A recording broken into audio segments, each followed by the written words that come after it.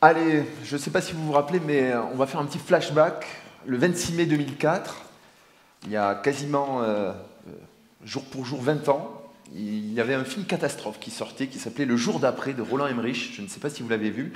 Mais dans ce film, le changement climatique imprévu et violent à l'échelle mondiale entraîne à travers, je lis le pitch, la planète de gigantesques ravages, inondations, grêles, tornades et températures d'une magnitude inédite. Et le climatologue et héros du film, Jack Hall, se lance dans une course contre la montre pour sauver son fils et la planète. L'affiche française montrait cette affiche, cette tour Eiffel gelée, avec ce sous-titre « Où serez-vous » Eh bien, nous, on a essayé de détourner cette affiche et de voir un avenir beaucoup plus radieux à ce titre, le jour d'après. Et justement, on est beaucoup plus optimiste. On s'est demandé où on sera en 2030 tous ensemble. Et pour en parler, on va accueillir Anthony Briand, directeur de l'école, Thierry Déhaut, directeur général et fondateur de Méridiam, et également Dorothée Citerne de Point Limite. Je vous laisse vous installer. Je ne sais pas où vous voulez vous placer. Alors déjà, merci à tous les trois d'avoir accepté voilà, cette thématique et cette discussion. On va se lancer dans le sujet. Je vois que la bonne humeur est déjà là. Alors justement, je vais vous poser une question. Que vous inspire ce thème-là, spontanément? Le jour d'après. Ah, c'est Dorothée qui se lance. Je commence. Bah, pas du tout de bonne humeur. Moi, il y a écrit en 2 mots. Alors, moi, ça m'inquiète beaucoup. Donc, je ne vais pas voir les films comme ça. Parce que je dois avouer que je suis assez inquiète, personnellement, et des fois un peu dépassée. Voilà. Donc, c'est tout pour lancer l'ambiance. Thierry Déhaut? Non, ça va. Moi, je suis pas climato-anxieux, même si je suis très préoccupé par le sujet. Mais pour moi, le jour d'après, c'est le jour où on a vaincu tous les obstacles de toutes les transitions. C'est qu'on a réussi la transition écologique, la transition sociale, la transformation des économies, et qu'on vit de façon frugale avec le carbone, mais bien. Et ça, je crois que c'est encore possible. Anthony, de votre côté, spontanément? Oui, c'est aussi spontanément. Non, on a repris le contrôle. Qu'est-ce que j'entends par on a repris le contrôle? C'était dit plus tôt, on sait qu'on va avoir beaucoup plus d'événements extrêmes, on le voit tous les étés, on a des canicules et on a appris à bien vivre quand même malgré tout cela. Et puis on a repris le contrôle, je ne sais pas si je suis anxieux ou pas, mais vous savez, il y a ces courbes du GIEC qui montrent qu'on est en haut de la courbe là en termes d'augmentation de la température et qu'en fonction de ce qu'on va faire, on va descendre plus ou moins. Et donc je rêve d'un jour d'après où on sait qu'on est sur la bonne descente, sur la bonne pente. C'est ça que je mets derrière, on a repris le contrôle. Alors, je vais la citer parce qu'elle devait être avec nous, Anne-Laure de Chamard.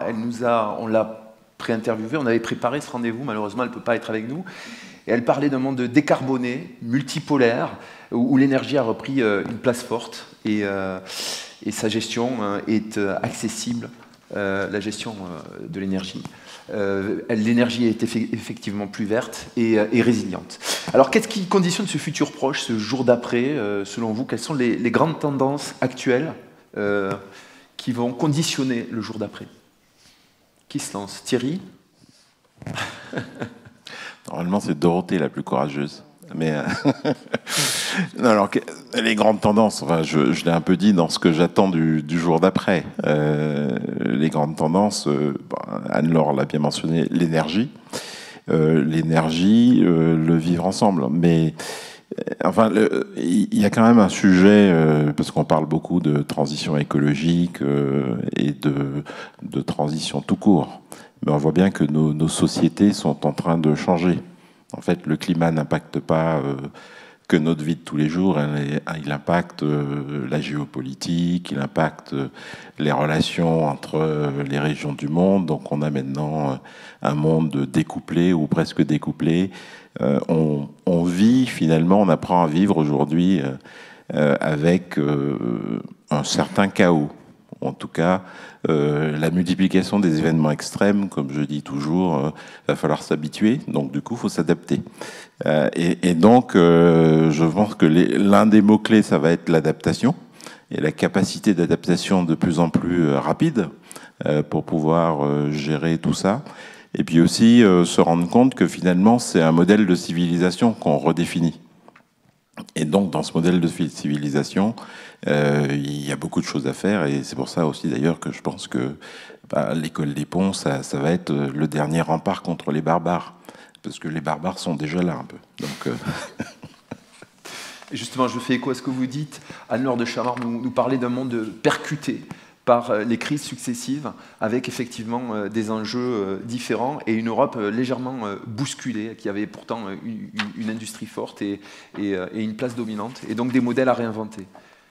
Anthony, Dorothée. Je laisse la parole au rempart. Non, mais c'est une question compliquée. Non, mais indéniablement, la reprise d'une forme de souveraineté sur l'énergie, sur les flux de matière, c'est indéniable que c'est une partie de la solution et qu'on y travaille très fortement. Je rebondis sur ce que disait Thierry, qu'on a pris pleinement conscience de la fracturation, structuration géopolitique et que on avance en sachant qui on est, le qui on est étant notamment les valeurs européennes que l'on peut développer, faire connaître, faire savoir, qu'on a pleinement assuré, Thierry l'a dit aussi, qu'on a pleinement assumé notre rôle et notre responsabilité, notamment par rapport à l'ensemble des pays du Sud. Vous le savez mieux que moi, cet enjeu du réchauffement climatique, il est global et les pays développés n'y sont quand même pas tout à fait pour rien. Et je pense que dans le jour d'après, il y a quand même un vrai pas en avant à faire de ce point de vue-là. Puis je reviens à l'école. Je ne sais pas si l'école des ponts sera le dernier rempart contre les barbares. J'aime bien l'ambition en tout cas. Mais ce qui est sûr, et c'est parce que c'est le cœur même de l'école des ponts. On a parlé de matière, on a parlé d'énergie, mais une des matières premières que l'école produit et qui est la clé ou l'une des clés de construire ce jour d'après, c'est de continuer à créer de l'intelligence, de l'innovation, de l'audace, de le faire de manière très collective. Et ça, c'est super. Et c'est pour ça que on est très heureux quand on travaille à l'école des ponts, parce que on peut le faire de manière très directe, en plus avec des élèves qui sont de beaux atouts et de beaux actifs pour construire avec eux cette intelligence collective. Et c'est de l'intelligence humaine, juste en différence de l'intelligence artificielle. Voilà. Et je crois beaucoup à cette création d'intelligence humaine comme clé de la solution. Dorothée, sur ce qui conditionne justement. Oui. Je suis d'accord avec Thierry sur l'importance des crises, leur ampleur et leur rapidité, et le fait qu'elles se sont succédées et qu'elles ont eu des effets qu'on n'aurait jamais prévus. Donc d'abord, il faut être beaucoup plus agile, il faut être un peu prêt à tout. Et c'est intéressant de voir à quel point ça a percuté nos façons de travailler, notre rapport au travail, le Covid, le télétravail. Moi, je me souviens encore d'entretiens d'embauche que j'ai fait il y a 4 ans où on m'a dit le télétravail, ça n'existe pas. Le temps partiel, on n'a jamais fait ça. Voilà. Voilà, ça change complètement. Mais je pense aussi que ça change nos façons de travailler. Et je pense que Anthony a soulevé un point important aussi sur l'intelligence artificielle. Moi, je trouve que dans nos métiers, on est confronté maintenant à des décisions qui sont beaucoup plus complexes. Donc, on essaye effectivement de construire différemment, de construire plus sobre, de prendre en compte tous les facteurs, les analyses de cycle de vie, de réfléchir à la prise en compte de l'environnement dans ce qu'on fait. Et du coup, on arrive des fois à des questions qui sont beaucoup plus complexes. Donc, il faut être plus intelligent, il faut avoir une approche plus pluridisciplinaire. Et surtout, des fois, on est dans des situations qui sont très difficiles à expliquer. Donc, je pense que l'esprit scientifique, cette rigueur d'analyse, cette capacité à comprendre les phénomènes, mais aussi à les vulgariser, à les expliquer, parce que quand on explique à quelqu'un qui a besoin d'un bâtiment que ça va être beaucoup plus compliqué, ou des choses comme ça, ou qu'il y a des choix qui sont des fois contre-intuitifs. Donc je pense que ça, c'est quelque chose de très important, parce qu'avec l'intelligence artificielle, ça va aussi changer nos métiers. Ça les change déjà, et je pense que ça va être aussi un certain raz-de-marée. Donc effectivement, nos métiers vont changer. Nos métiers vont changer. Il y a des métiers qui vont disparaître. Il y en a d'autres qui vont apparaître, évidemment, mais voilà, il y a beaucoup de choses qui vont arriver. Comment on le prépare ce jour d'après? Quel axe doit-on prioriser industriellement, économiquement, au niveau de l'enseignement et de la recherche? Quel levier on doit actionner pour être au rendez-vous? C'est vaste. Hein. Non, mais c'est vaste, mais puisqu'on est sur le sujet de l'ingénieur des ponts, je pense que c'est l'animal humain le plus adapté pour ça. Et c'est pour ça que c'est important de... c'est pour ça que c'est important de penser à ce qu'est un ingénieur des ponts demain, parce qu'il... il y a eu de très beaux discours tout à l'heure sur l'héritage, et je me rappelle encore, il y a... pendant le Covid d'ailleurs, quand on a fait la même soirée dans la bibliothèque où Céline Guivard disait finalement le fil rouge, c'est qu'au pont on a le souci de l'intérêt général. Elle dit toujours les choses très compliquées simplement, Céline Guivard. Et mais c'est vrai, et c'est une des valeurs, je pense, que véhicule l'école. Et une des valeurs que véhicule la communauté. Et autour de ça, tout ce savoir scientifique, ce savoir-faire et tout ce qu'on amène autour, c'est vraiment ce qu'il nous faut aujourd'hui pour pouvoir bâtir des solutions. C'est douter, bâtir des solutions et passer à l'action. C'est quand même ça que fait un ingénieur des ponts normalement tous les jours. Et donc se poser les bonnes questions, faire ensemble, en embarquant tous les acteurs, et trouver des solutions. Voilà. Et on est déjà dans le jour d'après. Barbara qui était tout à l'heure, ça fait 6 mois qu'elle espère avoir l'honneur de sauver la moitié des Jordaniens de leur stress hydrique. Parce qu'ils ne peuvent plus l'avoir des Israéliens pour des raisons géopolitiques qu'on connaît. Mais ce genre de sujet va se multiplier. Enfin, ils sont déjà présents et ben voilà, il faut un ingénieur des ponts, une ingénieure des ponts pour faire ça. Donc, solution, douter, voir les problèmes et adaptabilité, solution. Par rapport aux leviers et aux solutions, Anne-Laure de Chamard de Siemens Energy nous parlait justement d'anticiper, toujours, d'essayer de construire de la résilience, d'anticiper les crises, de décarboner sans naïveté. Je livre ces grandes idées. Et d'avoir, par exemple, dans une grande entreprise, quand on est à la tête d'un pôle industriel, toujours une deuxième solution. On l'a vu, les crises sont venues percuter les supply chains, et toujours trouver une deuxième source d'approvisionnement, être conscient aussi des différents acteurs qui interviennent sur les solutions à venir. Et il y avait aussi un fort enjeu de recrutement dont elle nous parlait. Elle disait qu'aujourd'hui, il y a des pays tels que l'Inde qui fournissent énormément de techniciens d'ingénieurs, qu'on est en carence, et qu'il y a effectivement une question qui se pose à ce niveau-là. Ça fait partie des enjeux, des leviers à actionner pour être au rendez-vous. C'est moi ? Ok, je continue. Non, pour rebondir sur ce que disait Thierry sur les capacités ou les qualités des ingénieurs des ponts à être une clé de la solution, bien entendu, je partage pleinement.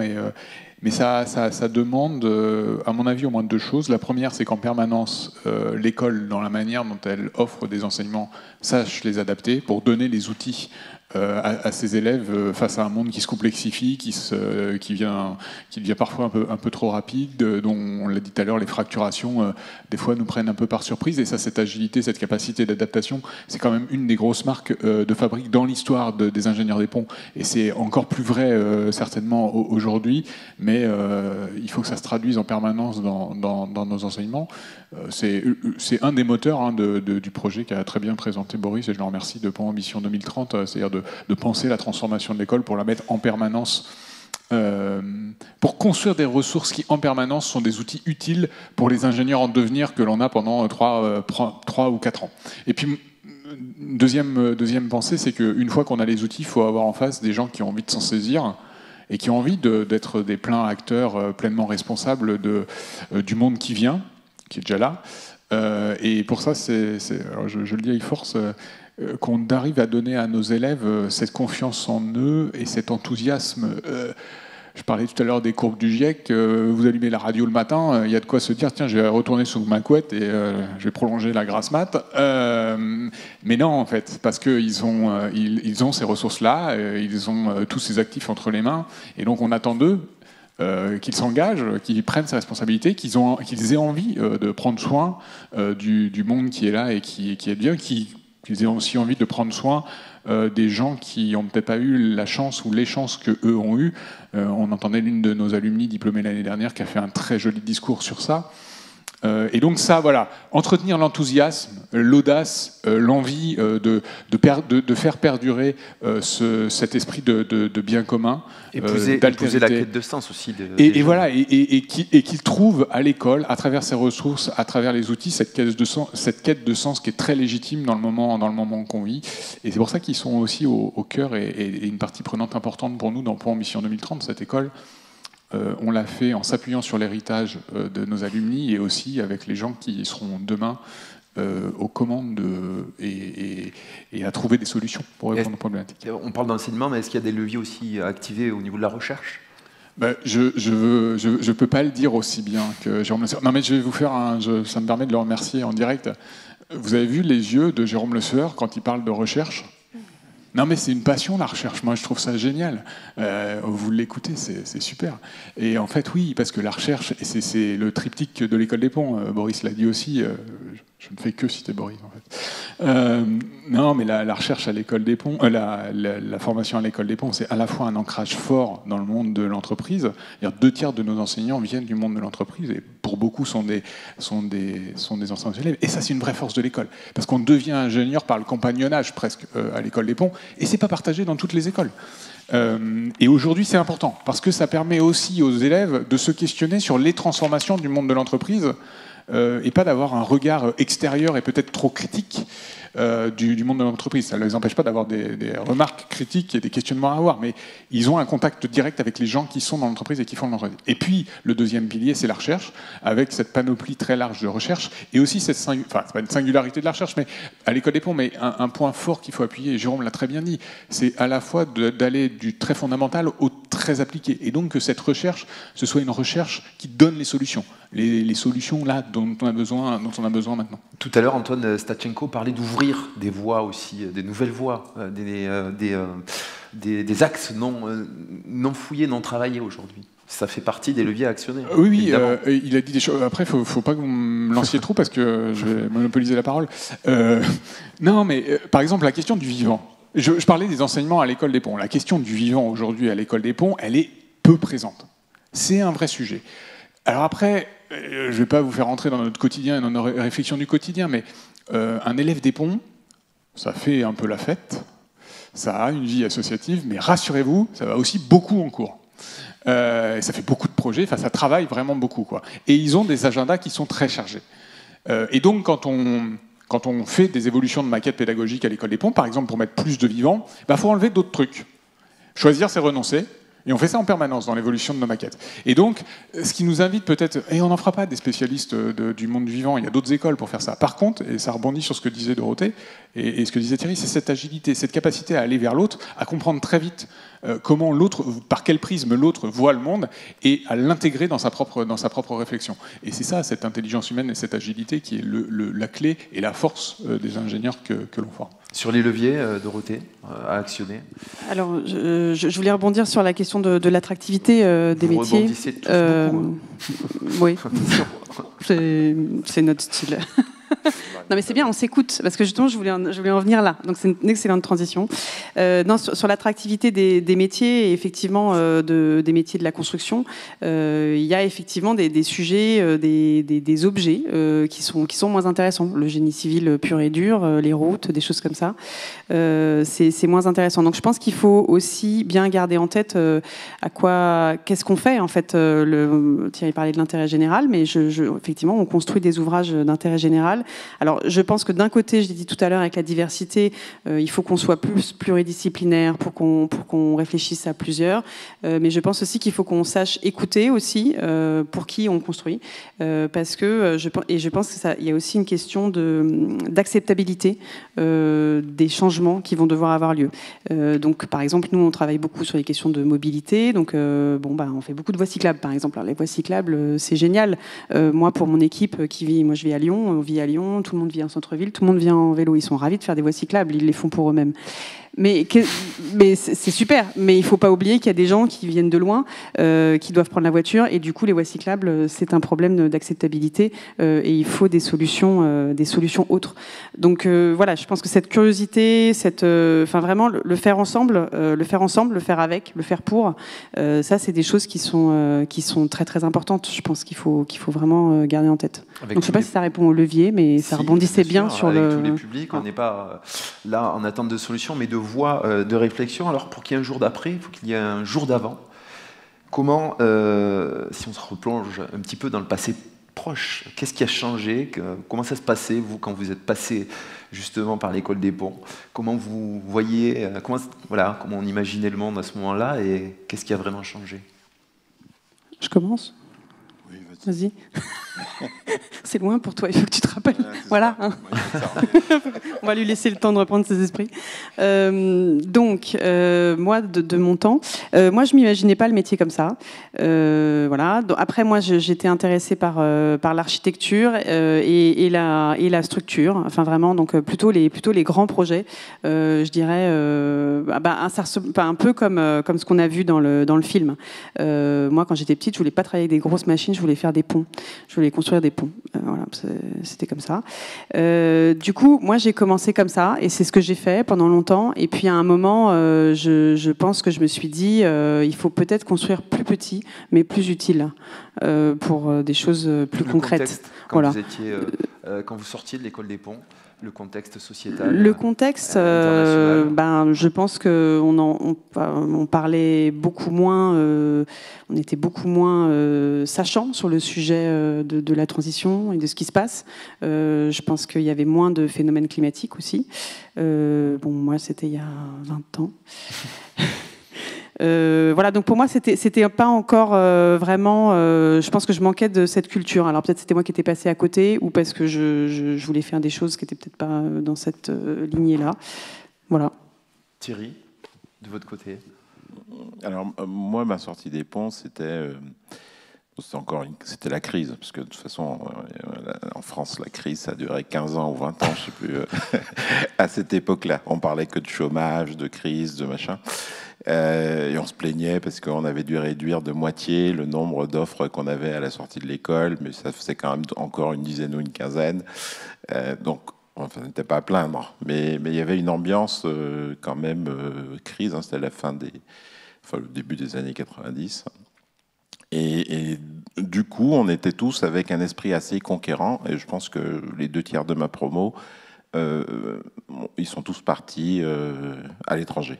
Alors, c'était la période des tigres asiatiques, donc on était nombreux à se retrouver. Il y en a qui se sont retrouvés sur le barrage d'Ertan en Chine, je sais pas, 4 ou 5 d'ailleurs. Et puis on partait tous dans les métiers. Moi aussi, je voulais faire des ponts quand j'étais petit, et du coup, je suis venu au pont pour faire des ponts. Et donc on est parti, voilà. Donc on était nombreux à partir chez les grandes maisons de l'époque, GTM, qui avait un réseau international extraordinaire. Et donc il y avait quand même une envie de voyage au sens noble du terme, qui était très très forte à cette époque-là, mais qui a permis justement assez vite de se confronter à des réalités très différentes, et que des fois je regrette dans des générations plus jeunes, qui sont très ancrées dans leur sol parisien, avec une ouverture d'esprit. C'était déjà une école très ouverte. Par exemple, dans mon réseau d'anciens, j'ai beaucoup encore des anciens des Caminos, par exemple. Voilà, c'était beaucoup plus ouvert vers l'étranger, parce que finalement la morosité économique française faisait que on allait chercher l'excitation ailleurs. Donc c'était aussi ça. Il y avait une vision de monde en expansion, voilà, à ce moment-là aussi. Voilà. Puis donc au début, on nous avait expliqué qu'il fallait ensemencer le territoire, et après on se dit on va finalement ensemencer le monde. C'était ça le. Anthony? C'est super gênant comme question, Stéphane. Oui. Ouais, je vais vous dire pourquoi. Parce que je suis obligé d'avouer ici et maintenant, devant tous par terre, que moi, quand je suis arrivé au pont, j'avais pas une envie de pont. J'ai fait de l'économie à l'école des ponts. J'ai pas fait génie civil et construction. Ceci étant, c'était très bien. Non, mais en réfléchissant à la question, moi, j'ai fait les ponts à peu près en même temps que Dorothée.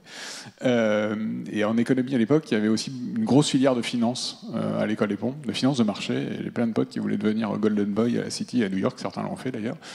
Moi, je n'ai pas réussi. Parce que j'étais pas bon en maths financière. Et c'est pas très grave. Et j'ai fait beaucoup d'économie à l'école des ponts. J'ai fait beaucoup d'économie internationale, notamment avec, d'ailleurs, j'ai un souvenir très ému d'un prof qui est toujours prof à l'école des ponts, qui s'appelle Pierre Jacquet. Son cours est toujours très couru, comme quoi, quand on est bon pédagogue, ça traverse les âges. Et puis, en fait, mon goût pour l'économie a rencontré le territoire à l'école des ponts, parce que j'ai défini pendant mes années au pont ce qui allait devenir après mon sujet de thèse, c'est-à-dire que j'ai fait de l'économie urbaine et de l'économie géographique. Voilà. Et par rapport à votre question sur qu'est-ce qui a changé, et je vais faire la même réponse que Dorothée, c'est qu'à l'époque, alors pour ceux qui connaissent un peu le truc, on était très dans les théories de Paul Krugman sur un commerce international très ouvert, des relocalisations industrielles. Apple, Microsoft avaient des chaînes très désintégrées, c'était le modèle du genre. Et en fait, c'était une vision très biaisée du monde parce que c'est un monde sans aspérité. Or aujourd'hui, les aspérités géopolitiques, les aspérités climatiques re-questionnent complètement ces théories-là. Après, je pense que c'était déjà présent. Parce que, par exemple, à l'école des ponts, à l'époque, il y avait un cours d'économie d'environnement, déjà, l'économie de développement et l'économie d'environnement, que j'ai suivi. C'était Jean-Charles Ourcade, à l'époque, directeur du CIRED, qui faisait le cours. Grand acteur, Jean-Charles Ourcade. Et je suis passé à côté. Un peu comme enfin, ce que disait Dorothée, c'est-à-dire que c'était présent, les enjeux du développement, du monde, de ce monde qui allait advenir, mais je ne l'ai pas vu, très honnêtement. Et aujourd'hui, ce qui me rassure, c'est qu'à l'école des ponts, je pense qu'on ne peut plus rater ça. Oui, même quand on est en SEGF. Oui, même en SEGF, la question des enjeux de développement durable, du financement de la transition écologique, c'est au cœur de la formation. On l'avait un peu théorisé. Enfin, c'était très présent quand même. Enfin, juste après, on construisait des crapauducs à plusieurs millions d'euros. Enfin, dire qu'on n'a pas écouté, Anthony et moi. Non, mais en fait, quelque part, on l'avait intégré quelque part dans la régulation de façon automatique, la protection de la biodiversité, la loi sur l'eau est venue ajouter tout ça, mais on le prenait comme une règle plus qu'un enjeu finalement face à un défi climatique.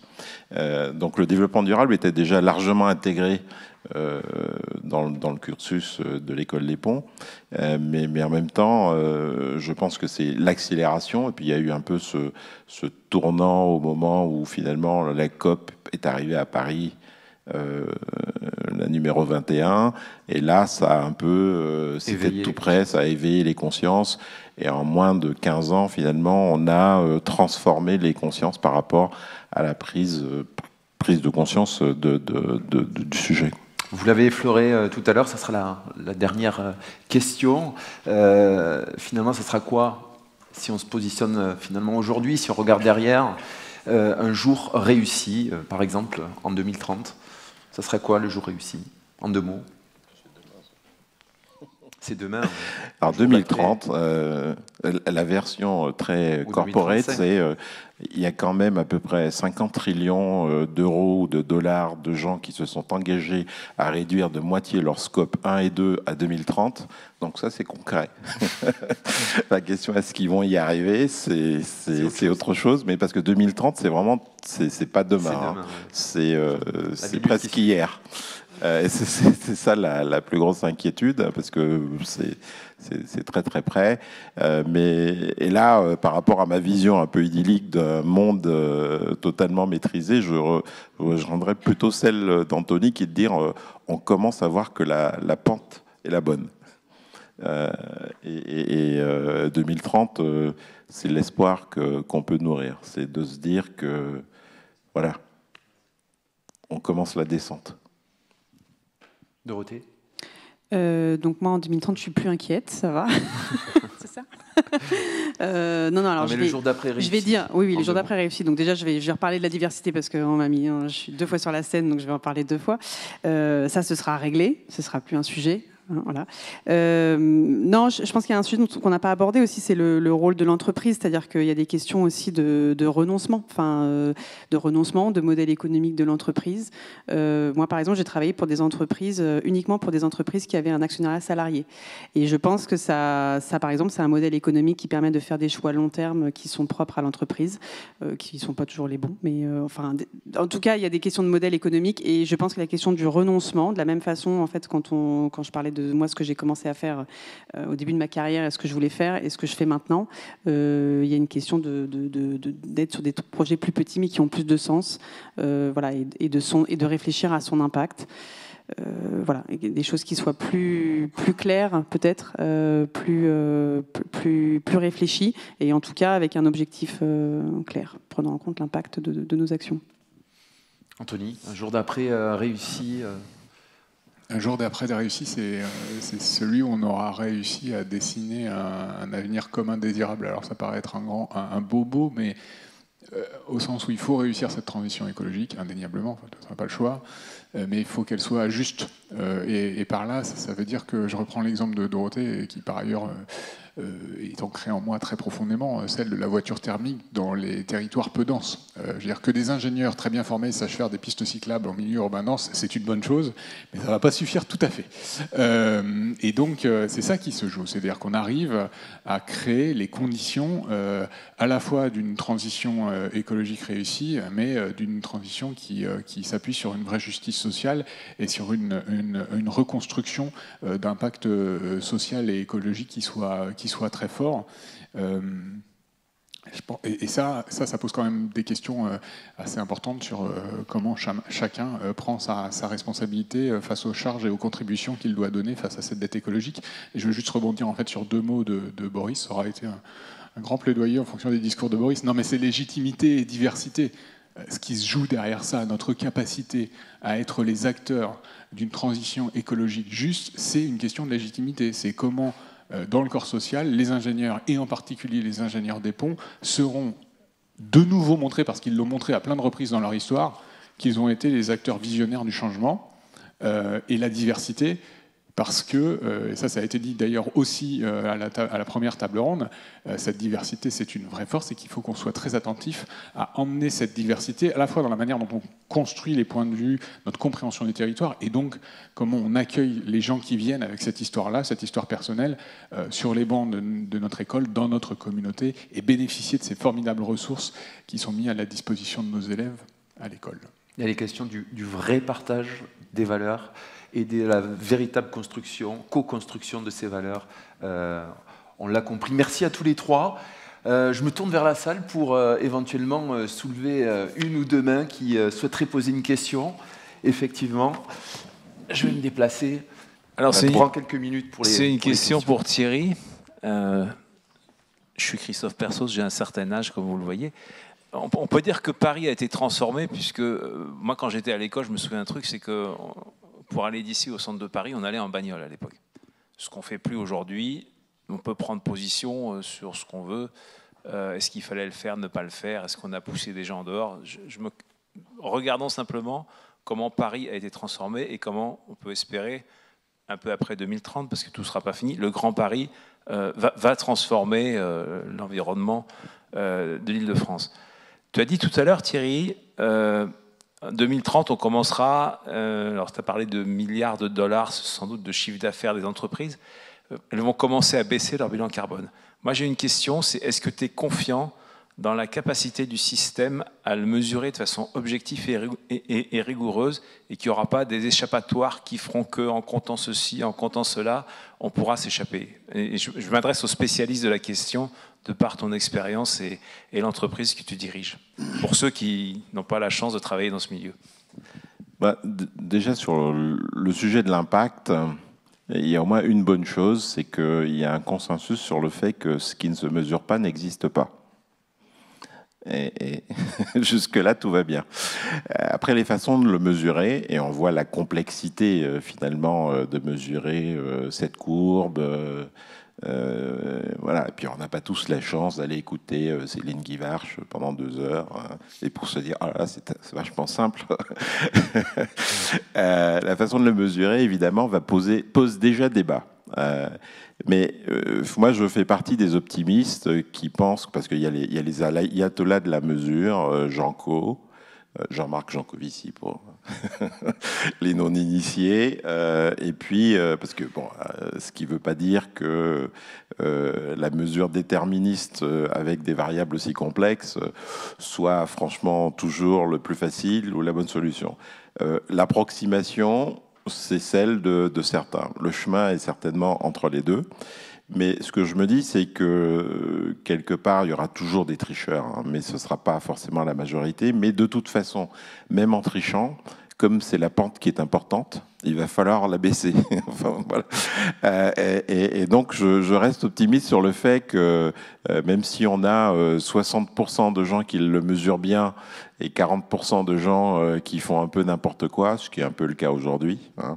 Enfin, c'est plutôt 40-60 dans l'autre sens, tant que l'obligation de baisse est importante, il y a eu un changement majeur, hein. Quand je parlais des milliards, je parlais du fameux G-Funds, qui est en fait la coalition des investisseurs institutionnels en tout genre à Glasgow, à la dernière ou l'avant-dernière COP, qui s'est engagé justement à réduire de 50% dans leurs investissements l'empreinte carbone à 2030.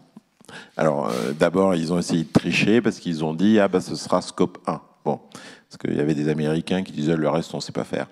Et puis maintenant on en est à scope 3 en fait, hein, sur les engagements. Mais donc il y a bien certains qui ont essayé de tricher, mais finalement la pente descendante a entraîné tout le monde à devoir justifier, parce qu'après il faut publier. Il y a une certaine responsabilité vis-à-vis de tous. Il y a des ONG qui regardent, qui critiquent. Alors elles ne sont pas toujours bien équipées et des fois elles disent n'importe quoi, mais c'est pas grave.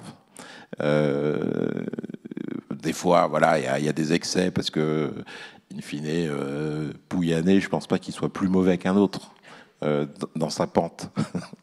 En tout cas, il dit à peu près exactement ce qu'il fait, ce qui est pas mal. Je défends pas Pouyanné, hein, je dis simplement que des fois il y a des excès dans les. Mais en tout cas, franchement, la tendance est importante. C'est pour ça que je reste prudent en disant on va commencer à voir le début de cette pente descendante, parce que quoi qu'il arrive, il y a un effet d'exemple, il y a un effet d'exemplarité. La régulation européenne, même si les autres vont la suivre, peut-être pas de façon aussi forte, fait que voilà, faut moins chercher la solution déterministe exacte que de se dire poussons tout le monde dans la même direction. Et puis après, les mauvais vont rattraper les meilleurs. Voilà. Merci beaucoup à tous les trois. Merci.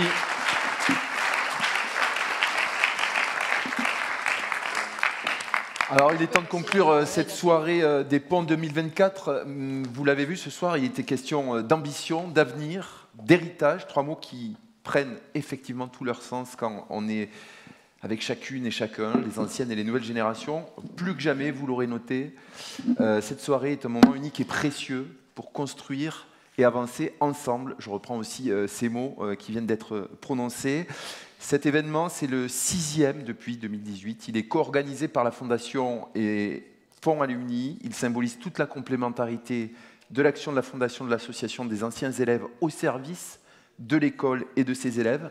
C'est important de le rappeler, parce que si vous voulez contribuer au rayonnement de l'école des ponts, vous pouvez aussi vous rendre dès maintenant sur le site de la Fondation, www.fondationdesponts.fr, ou sur le site de Ponts Alumni pour régler votre adhésion et marquer votre fierté d'appartenir à la communauté des ponts. Et avant de se quitter, un grand merci à Camille Laborie, déléguée générale de Ponts Alumni, et Guillaume Monassi, responsable du développement de la Fondation des Ponts, qui ont construit cet événement. Merci Guillaume également. Pas à pas, merci au groupe SMA BTP pour son accueil. Merci d'avoir partagé cette belle et longue soirée. Et place au cocktail. Merci à vous.